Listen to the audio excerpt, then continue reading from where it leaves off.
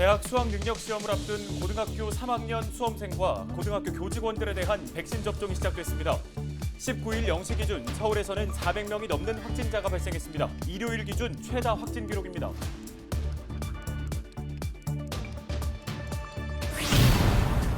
최근 2달 동안 열사병 등 온열 질환자는 430명을 넘었고 사망자도 6명에 달하는 것으로 나타났습니다. 온열 질환 추정 사망자 중 절반이 건설 현장이나 밭 등 실외 활동을 하다가 의식을 잃고 쓰러졌습니다.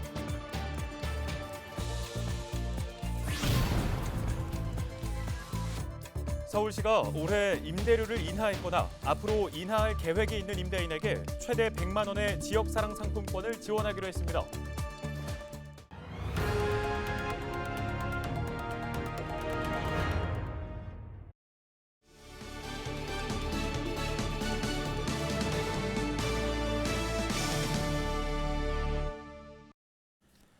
시청자 여러분 안녕하십니까? 헬로티비 뉴스입니다. 첫 소식입니다. 가족이나 지인, 직장 등 소규모 접촉 감염 증가가 계속되고 있습니다. 비수도권의 확진자 수는 2주 전 하루 평균 190여 명에서 전주에는 350여 명으로 급증했습니다. 네, 이런 가운데 고3 수험생들에 대한 백신 접종이 본격화됐습니다. 백신 접종 첫날 양천 은평에서는 11개 고등학교 고3 학생들이 백신을 맞았습니다. 코로나19 관련 소식 손성혜 기자가 정리했습니다. 대학 수학 능력 시험을 앞둔 고3 학생들에 대한 백신 접종이 시작됐습니다. 19일부터 이번 달 30일까지 자치구 예방접종센터에서 학교별로 접종을 시행합니다. 2학기 전면 등교와 수험생의 안전한 대입 준비를 지원하기 위해 오늘부터 고등학교 3학년 재학생과 고등학교 교직원 약 65만 명에 대한 접종이 시작됩니다. 50에서 54세 연령층에 대한 백신 접종 사전 예약은 19일 저녁 8시부터 6일간 순차적으로 진행됩니다.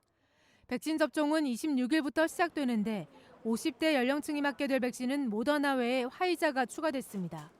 방역당국은 모더나사에서 결정 통보한 7월 배정 물량이 7월 말에 집중되어 있어 50대 접종을 안정적으로 운영하기 위해 화이자 백신을 추가로 활용하기로 했다고 설명했습니다.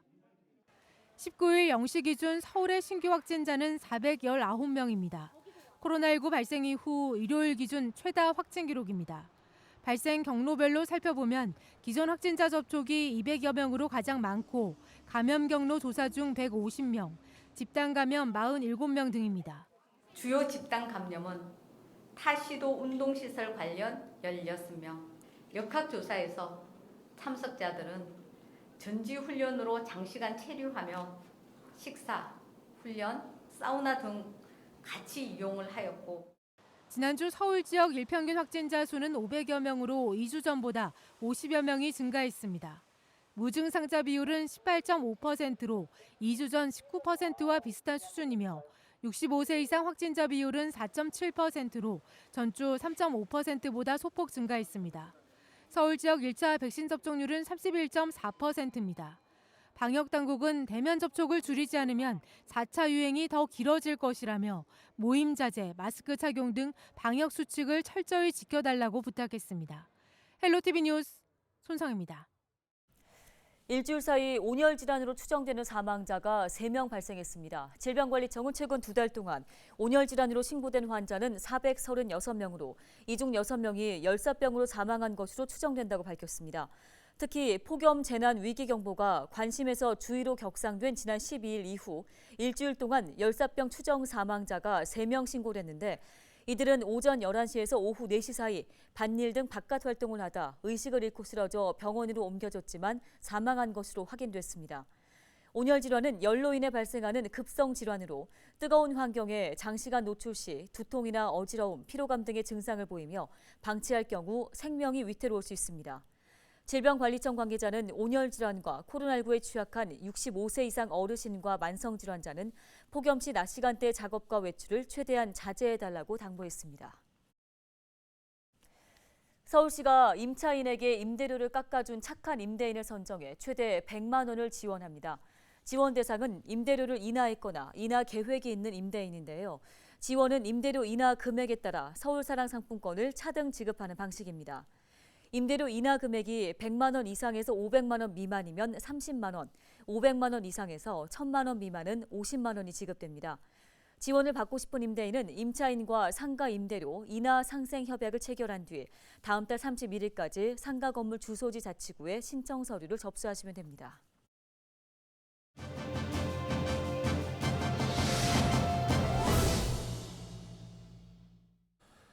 재건축 조합원의 2년 실거주 의무가 없던 일이 됐습니다. 의무거주 조항 철회 소식 이후에 재건축 시장에 혼란만 부추겼다는 비판이 쏟아지고 있는데요. 네, 관련 내용 드림부동산 투자연구소의 양재용 이사 연결해서 이야기 들어보겠습니다.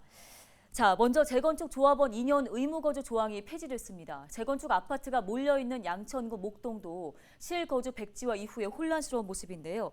자, 백지화 발표 이후 현재 시장 상황이 어떻습니까?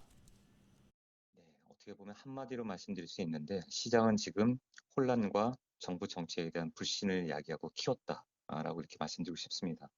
사실 양천구 목동 같은 경우에 1년 전만 하더라도 목동 7단지에 66제곱미터가 5억 선이었거든요, 전세가. 근데 지금 7억이 넘었고요. 강남구에 우리 대치동에 있는 음마아파트 84제곱미터가 작년에 7억에서 지금 10억이 넘어가고 있습니다. 1년 만에 이러한 조치 하나로 2, 3억의 전세값이 상승했다는 것은 어마어마한 일인 거거든요. 그래서 어떻게 보면 시장에 사실 너무나 좀 쉽게 정책을 위반시키겠다고 내놓은 것들이 시장은 너무나 큰 혼란과 혹은 세입자와 혹은 그 임대 임차인 모두 다 어떻게 보면은 정부 정책에 대한 불신을 키운 그런 사례가 아닌가 생각됩니다. 네, 그동안 2년 실거주 이 요건 때문에 집주인과 임차인의 갈등, 또 전세난 심화 등의 문제들이 많았었잖아요. 네, 그렇죠. 2년 실거주 요건이 사실 발표된 게 앞으로 입법을 하겠다라고 이제 얘기를 했던 건데, 전임 장관이 그 얘기를 하면서 사실 임대인과 임차인 간의 갈등이 정말 고조됐죠. 특히나 전세 매물이 점점 사라지고 이제 실거주하겠다고 그 임대 주인들이 집주인들이 들어오겠다고 하니까 사실 임차인을 쫓아낸 거거든요. 임대차 3법도 만들었지만 갱신권에 관계없이 집주인이 산다. 그럼 나가줘야 되는 거거든요. 자, 그래서 쫓겨난 사람들 어디로 갑니까? 새로운 전세를 찾아가는 건데 그게 공교롭게 이렇게 목동이라든가 음마아파트라든가 대부분 학군이 대단히 중요한 학원가에 위치한 곳들이 또 특히나 타격을 많이 받았죠. 쫓겨나가면서 전세값을 폭등시켰기 때문에 어떻게 보면 이 전세 물량을 아주 없애버린 말 그대로 시장에서 씨를 말려버린 증발시켜버린 하나의 어떤 그런 사건이 됐던 것 같습니다. 그리고 또 이들이 쫓겨나면서 자 집주인이 들어올 것이다. 누군가 그 가족이 들어올 것이다 하면서 쫓겨날 때 이 사람들이 새로운 곳을 또 이제 알아봤을 거 아닙니까? 그럼 지금 같은 상태에서 임차인들이 나갈 때 새로운 집을 또 계약했겠죠. 근데 이제 법이 이제 이게 입법이 안 되고 없애버린다고 하니까 어떻게 됩니까? 그냥 집주인들은 다시 살아주세요. 그러면 뭐예요? 지금 현재 나가고자 하는 사람들이 다른 데 계약했던 그런 비용들 이런 걸 이제 매몰 비용이라고 하는데 또 집주인은 또 들어와서 뭐 인테리어하고 들어간 그런 비용들 어떻게 보면 임대인, 임차인 모두 다 그들에게 어떻게 보면 국가적인 손실뿐만 아니라 개인적인 그 피해가 좀 너무나 커진 이런 상황이라고 볼 수 있을 것 같습니다.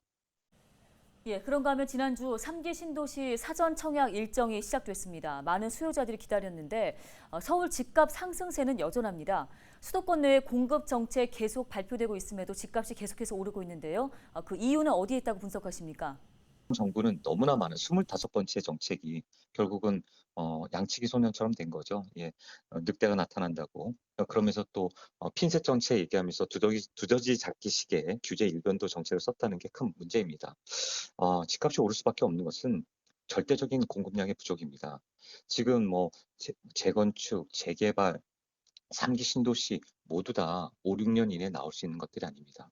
특히 3기 신도시는 정말 빨라야 8년인 거고요. 이제 토지 보상금 지급이 이제 협상이 되면서 이제 스타트예요. 그러니 어떻게 보면 3기 신도시를 청약하는 지금 사전 청약을 하지만 그들에게는 희망 고문이 될 수도 있다.